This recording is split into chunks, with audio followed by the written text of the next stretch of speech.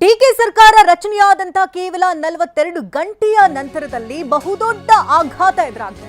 ಸಚಿವ ಸ್ಥಾನಕ್ಕೆ ರಾಮಲಿಂಗಾರೆಡ್ಡಿ ಇದೀಗ ರಾಜೀನಾಮೆಯನ್ನ ಸಲ್ಲಿಸಿದ್ದಾರೆ. ಜಲಸಂಪನ್ಮೂಲ ಖಾತೆ ನೀಡಿದ್ದಕ್ಕೆ ರಾಜೀನಾಮೆಯನ್ನ ಕೊಟ್ಟಿದ್ದಾರೆ. ಕಾಂಗ್ರೆಸ್ ಶಾಸಕನಾಗಿಯೇ ನಾನು ಕೆಲಸ ಮಾಡ್ತೇನೆ ಅಂತ ಮಾತನಾಡಿದ್ರು. ರಾಜೀನಾಮೆ ನೀಡಿದ್ರು ಕೂಡ ಕಾಂಗ್ರೆಸ್ನಲ್ಲೇ ಇರ್ತೇನೆ ಅಂತ ಹೇಳಿದ್ದಾರೆ. ಡಿಕೆ ಸಿದ್ದರಾಮಯ್ಯ ಮೇಲೆ ನನಗೆ ಯಾವುದೇ ರೀತಿಯ ಕೋಪಗಳಿಲ್ಲ ಅಂತ ಬೆಂಗಳೂರಿನಲ್ಲಿ ಸಚಿವ ರಾಮಲಿಂಗಾರೆಡ್ಡಿ ಹೇಳಿಕೆಯನ್ನ ಕೊಟ್ಟಿದ್ದಾರೆ. ಮಂತ್ರಿಗಿರಿ ಅಲಂಕರಿಸಿದಂತ ಕೇವಲ 42 ಗಂಟೆಗಳಲ್ಲೇ ರಾಜೀನಾಮೆಯನ್ನ ಸಲ್ಲಿಸಿದ್ದಾರೆ ರಾಮಲಿಂಗಾರೆಡ್ಡಿ. ಡಿಕೆ ಶಿವಕುಮಾರ್ ಮೇಲಾಗ್ಲಿ ಅಥವಾ ಸಿದ್ದರಾಮಯ್ಯನವ್ರ ಮೇಲಾಗ್ಲಿ ಯಾರ ಮೇಲೂ ಕೂಡ ನನಗೆ ಕೋಪ ಇಲ್ಲ ಅಂತ ರಾಮಲಿಂಗಾರೆಡ್ಡಿ ಮಾತನಾಡಿದ್ದಾರೆ. ಈಗ ರಾಜೀನಾಮೆ ಕೊಟ್ಟರೂ ಕೂಡ ನಾನು ಕಾಂಗ್ರೆಸ್ನಲ್ಲೇ ಮುಂದುವರಿತೇನೆ ಅಂತ ಹೇಳಿದ್ದಾರೆ. ಜಲಸಂಪನ್ಮೂಲ ಖಾತೆ ನೀಡೋದಕ್ಕಾಗಿ ರಾಜೀನಾಮೆಯನ್ನ ನೀಡಿದ್ದಾರೆ ರಾಮಲಿಂಗಾರೆಡ್ಡಿ. ಅಧಿಕಾರ ಸ್ವೀಕರಿಸಿ ಕೇವಲ 42 ಗಂಟೆಯಷ್ಟೇ ಆಗಲೇ ಡಿಕೆ ಸಂಪುಟ ಸೇರಿದಂತಹ ರಾಮಲಿಂಗಾರೆಡ್ಡಿ ರಾಜೀನಾಮೆಯನ್ನ ಸಲ್ಲಿಸಿರೋದು ಆತಂಕಕ್ಕೂ ಕೂಡ ಕಾರಣ ಆಗ್ತಾ ಇದೆ. ಈ ಹಿಂದೆ ಬೆಂಗಳೂರು ಖಾತೆಯನ್ನ ಕೊಡ್ತೀನಿ ಅಂತ ಹೇಳಿದ್ರು. ಸಿದ್ದರಾಮಯ್ಯ ಸರ್ಕಾರದಲ್ಲಿ ಭರವಸೆ ಕೂಡ ಕೊಟ್ಟಿದ್ರು.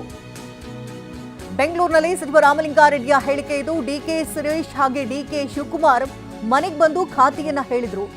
2 ಬಾರಿ ಅವರೇ ಕರೆದು ನನಗೆ ಪ್ರಾಮಿಸ್ ಕೂಡ ಮಾಡಿದ್ರು ಅಂತ ಕೊಟ್ಟ ಮಾತನ್ನ ನೆನಪಿಸ್ತಿದ್ದಾರೆ. ಆದರೂ ಕೂಡ ಏಕಾಏಕಿಯಾಗಿ ನಾನು ಇಷ್ಟಪಟ್ಟಂತಹ ಖಾತೆಯನ್ನ ನನಗೆ ಕೊಟ್ಟಿಲ್ಲ, ಅವರೇ ಪ್ರಾಮಿಸ್ ಮಾಡಿ ಹೋದ ನಂತರದಲ್ಲಿ ಈಗ ಬೇರೆ ಖಾತೆ ಕೊಟ್ಟಿದ್ದಾದ್ರೆ ಯಾಕೆ ಅಂತ ಪ್ರಶ್ನೆ ಕೂಡ ಮಾಡ್ತಿದ್ದಾರೆ ರಾಮಲಿಂಗಾರೆಡ್ಡಿ. ಶಿವಕುಮಾರ್ ಅವ್ರನ್ನು ಕೂಡ ನಾನು ಮಂತ್ರಿ ಮಾಡ್ಕೊಳ್ಳಿ ಅಂತ ಕೇಳಲಿಲ್ಲ, ಅಥವಾ ಸಿದ್ದರಾಮಯ್ಯನವ್ರ ಹತ್ರ ಹೋಗಿ ನಾನು ಮಂತ್ರಿ ಮಾಡಲಿ ಸೇರಿಸಿ ಅಂತ ಹೇಳಲಿಲ್ಲ, ಅಥವಾ ಹೈಕಮಾಂಡ್ಗೆ ಹೋಗಿ ನನ್ನ ಮಂತ್ರಿ ಮಾಡಿ ಅಂತ ನಾನೇನು ಕೇಳಿರಲಿಲ್ಲ. ಮಾಡಿದ್ದಾರೆ, ಸಂತೋಷ. ಮತ್ತು ಅವತ್ತೇ ಶಿವಕುಮಾರ್ ಬೆಂಗಳೂರು ಪೋರ್ಟ್ಫೋಲಿಯೋ ನಿನಗೆ ಕೊಡ್ತೀನಪ್ಪ ಅಂತ ಹೇಳಿದರು. ಆಯಿತು ಅಂತ ಬಂದೆ. ನಾನು ಅದನ್ನು ಕೇಳಿರಲಿಲ್ಲ, ಅವರಿಗೆ ಅದನ್ನು ಕೇಳಲಿಲ್ಲ, ಅವರೇ ವಾಲಂಟಿಯರಾಗಿ ಹೇಳಿದರು. ಆಮೇಲೆ ನೋಡಿದ್ರೆ ಈಗ ಜಲಸಂಪನ್ಮೂಲ ಕೊಟ್ಟಿದ್ದಾರೆ. ನಾನು 2 ಬಾರಿ ಕೂಡ ಅವರೇ ಕರೆದು ಕೊಡ್ತೀವಿ ಅಂತೇಳಿ ಆಮೇಲೆ ಬೇರೆಯವ್ರಿಗೆ ಆಯಿತು. ಅದಕ್ಕೆ ನನಗೆ ಬೇಸರ ಆಗಿ ಈಗ ಆತ್ಮಸಾಕ್ಷಿ ವಿರುದ್ಧವಾಗಿ ಕೆಲಸ ಮಾಡೋಕ್ಕಾಗ್ತಿಲ್ಲ ಅಂತೇಳಿ ಇವತ್ತು ನಾನು ರಾಜೀನಾಮೆ ಕೊಡ್ತಾ ಇದ್ದೀನಿ ಅಷ್ಟೇ. ಆಮೇಲೆ ಕಾಂಗ್ರೆಸ್ ಪಕ್ಷದಲ್ಲೇ ಇರ್ತೀನಿ, ಕಾಂಗ್ರೆಸ್ ಶಾಸಕನಾಗಿ ಮುಂದುವರಿತೀನಿ, ಅದರಲ್ಲೇನು ಎರಡನೇ ಮಾತಿಲ್ಲ. ಏನೋ ರಾಮಲಿಂಗಾರೆಡ್ಡಿ ಪೋರ್ಟ್ಫೋಲಿಯೋಗೋಸ್ಕರ ಕೊಟ್ಟಿಡಿದ್ರು ಅಥವಾ ಮಾಧ್ಯಮಗಳಲ್ಲಿ ಬಂದಿದೆ, ಆದರೆ ಇದು ಜನಕ್ಕೆ ಗೊತ್ತಾಗಬೇಕು ಯಾವ ಕಾರಣಕ್ಕೆ ನಾನು ರಾಜೀನಾಮೆ ಕೊಟ್ಟಿದ್ದೆ ಅಂತ ಜನಕ್ಕೆ ಗೊತ್ತಾಗಬೇಕು ಅಂತ ನಾನು ಮಾಧ್ಯಮಗಳ ಮುಖಾಂತರ ಜನಕ್ಕೆ ತಿಳಿಸ್ತಾ ಇದ್ದೀನಿ ಅಷ್ಟೇ.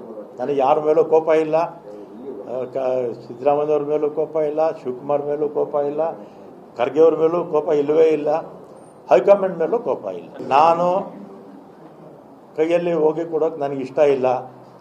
ನಮ್ಮ ತುಷಾರ್ ಗಿರಿನಾಥ್ ಅವರು, ಅವರ ಪ್ರಿನ್ಸಿಪಲ್ ಸೆಕ್ರೆಟರಿ, ಅವರಿಗೆ ನಮ್ಮ PS ಕೈಯಲ್ಲಿ ಈಗ PS ಅಲ್ಲ, ಇನ್ನು PS ಆಗಿಲ್ಲ, ಅವರು ನಮ್ಮ ಹಳೆ PS ಇದ್ದಾರೆ, ಇಲ್ಲ ನಮ್ಮ ಯಾರಾದರೂ ನಮ್ಮ ಎಕ್ಸ್-ಮೇಯರ್ ಮಂಜುನಾಥ್ ರೆಡ್ಡಿ ಅವರು ಕೊಟ್ಟು ಬರ್ತಾರೆ ಅಷ್ಟೇ.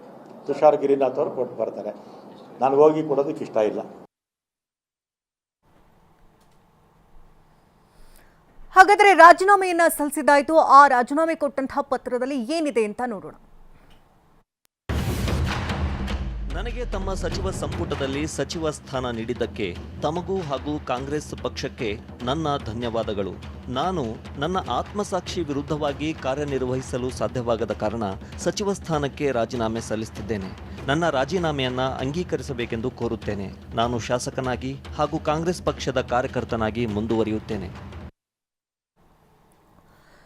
ಇದು ರಾಮಲಿಂಗಾರೆಡ್ಡಿ ಅವರು ಪತ್ರದಲ್ಲಿ ಉಲ್ಲೇಖ ಮಾಡಿರುವಂತಹ ವರ್ಡ್ಸ್ಗಳಿದು.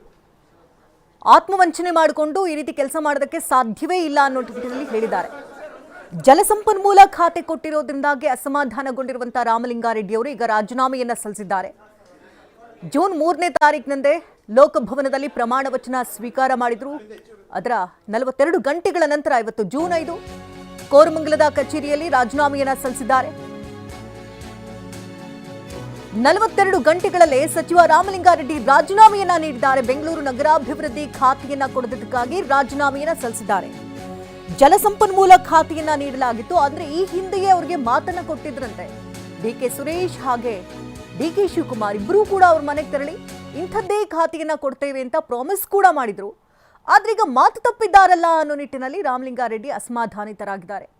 ಡಿಕೆ ಶಿವಕುಮಾರ್ ಅಧಿಕಾರ ಸ್ವೀಕಾರ ಆಗ್ತಾ ಇದ್ದಂತೆ ನಗರಾಭಿವೃದ್ಧಿಗೆ ಬೇಡಿಕೆಯನ್ನು ಇಟ್ಟಿದ್ದರು ರಾಮಲಿಂಗಾರೆಡ್ಡಿ ಅವರು. ಸದ್ಯದಲ್ಲೇ GBA ಚುನಾವಣೆ ಕೂಡ ಇದೆ, ಅದಕ್ಕೂ ಕೂಡ ಇದು ಹೆಲ್ಪ್ ಆಗುತ್ತೆ. ಹಾಗೆ ನಗರಾಭಿವೃದ್ಧಿ ಕೊಡೋದ್ರಿಂದಾಗಿ ಏನೆಲ್ಲ ಲಾಭಗಳಿದೆ ಅದನ್ನು ನಿಭಾಯಿಸುವುದಕ್ಕೆ ತಾವೆಷ್ಟು ಸಮರ್ಥ ಅನ್ನೋದನ್ನು ಕೂಡ ತಿಳಿಸಿದ್ದಾರೆ. ಏಕಾಏಕಿ ಜಲಸಂಪನ್ಮೂಲ ಕೊಟ್ಟರೆ ಆ ಖಾತೆಯನ್ನು ನಾನು ಅರ್ಥ ಮಾಡ್ಕೊಳ್ಳೋದೇ 6-5 ತಿಂಗಳುಗಳಾಗ್ಬಿಡುತ್ತೆ. ಅಲ್ಲಿ ತನಕ ಸಮಯ ವ್ಯರ್ಥವಾಗುತ್ತೆ. ಬೇಕಾದಂಥ ಖಾತೆಯನ್ನು ಕೊಡ್ತೇವೆ ಅಂತ ಮುಂಚೆಲೇ ಪ್ರಾಮಿಸ್ ಮಾಡಿದ್ಮೇಲೆ ಈಗ ಕೊಟ್ಟು ಮಾತು ತಪ್ಪಿದ್ಯಾಕೆ ಅಂತ ರಾಮಲಿಂಗಾರೆಡ್ಡಿ ಅವರು ಪ್ರಶ್ನೆಯನ್ನು ಮಾಡ್ತಿದ್ದಾರೆ. ಸಚಿವರಾಗಿ ಪ್ರಮಾಣ ವಚನ ಸ್ವೀಕಾರ ಮಾಡಿದ್ರು ಮೊನ್ನೆಯಷ್ಟೇ, 42 ಗಂಟೆಗಳು ಕಳೆದಿದೆ ಅಷ್ಟೇ. ಈಗಾಗಲೇ ಅಸಮಾಧಾನಿತರಾದಂಥ ರಾಮಲಿಂಗಾರೆಡ್ಡಿ ಅವರು ಇದೀಗ ರಾಜೀನಾಮೆಯನ್ನ ಸಲ್ಲಿಸಿದ್ದಾರೆ. DK ಶಿವಕುಮಾರ್ ಹಾಗೆ DK ಸುರೇಶ್ ಇಬ್ಬರೂ ಕೂಡ ಅವರೊಟ್ಟಿಗೆ ತೆರಳಿ ಮಾತುಕತೆಯನ್ನು ಕೂಡ ನಡೆಸಿದ್ರು ಹಿಂದೆ ಎನ್ನುವಂಥ ಮಾಹಿತಿಯನ್ನು ಹೇಳ್ತಿದ್ದಾರೆ.